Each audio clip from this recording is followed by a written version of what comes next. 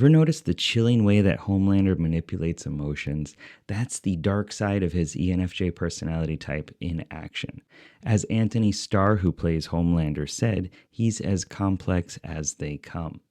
Now, what I find fascinating about Homelander is how he embodies the darker aspects of the ENFJ personality type. While ENFJs are usually hailed for their warmth and leadership, Homelander flips this narrative. So in this video, I'm going to dive deeper into his character, a captivating mix of charisma and manipulation, and you'll get a peek into how he uses those traits to wield power over his allies and enemies alike.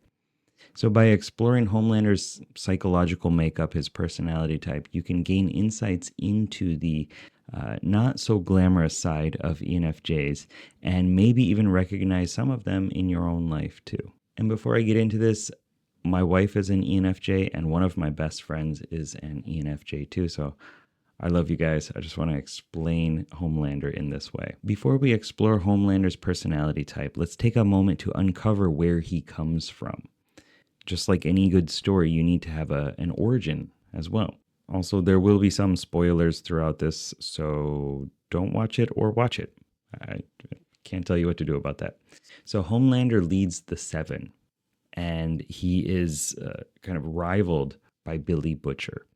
So he's got powers like super strength, laser eyes. He seems to be the ultimate superhero. But beneath that hero facade, there's a man that's drowning in his own darkness. His tragic history shapes much of who he is today. So he was born in a laboratory. Homelander was raised without love, tortured, carefully crafted by his creators. And this lack of real human connection set the stage for his manipulative nature.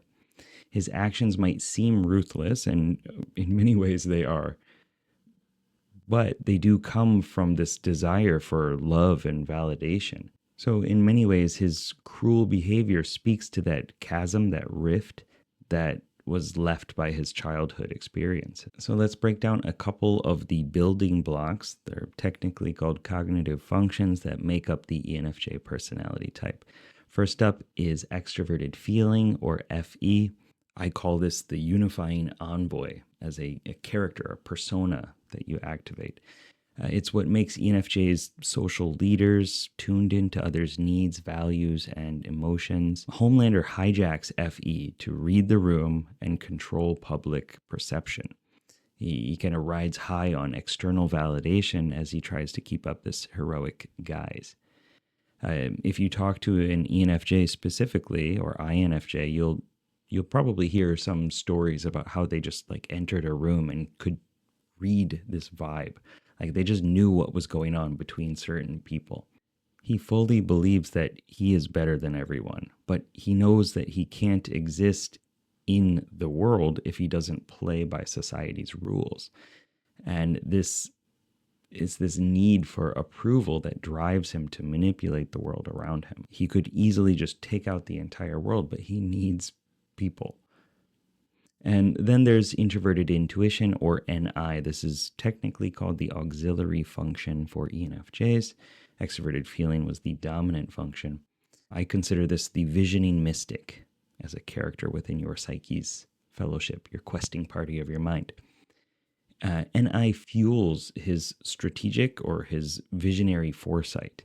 This function helps Homelander anticipate threats. It kind of crafts narratives and stories and meaning to secure his power and his place within the world.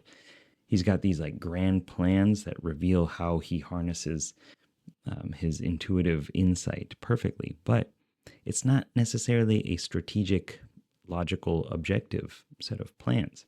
This is as opposed to ENTJs, who would have a vision and then create a structured, objective, head-based plan on how to get there. ENFJs are going to have that vision and use the heart, their heart or other people's heart, to kind of craft how they get people to work together to achieve whatever their ends is. So how does Homelander twist these personality type superpowers into something dark? Well, this is where things get interesting. ENFJs have a knack for charm and leadership. In Homelander, though, these strengths become tools for domination. So instead of guiding and uplifting, which is usually a core quality that's attributed to ENFJs, he manipulates and bends others to his will. This charm becomes sinister, and it's like using charisma as a weapon. ENFJs can idealize connections. All NFs are pretty prone to that. They can get really attached to this idealistic vision that they have, or this assumption that they have for another person. And so for Homelander, these disappointments explode into dangerous wrath. The tension between like what he yearns for and reality often lead him to destruction, conflict, inner rage, death. Homelander battles between needing love and wielding immense power. This internal struggle is fascinating to watch, and it reflects the stresses of ENFJs that they face when their values and their goals conflict with what other people are doing and want to do. Is this battle that often spills out violently in his quest for domination. Now, most ENFJs will just find a way to regain control and manage the situation in a more friendly way.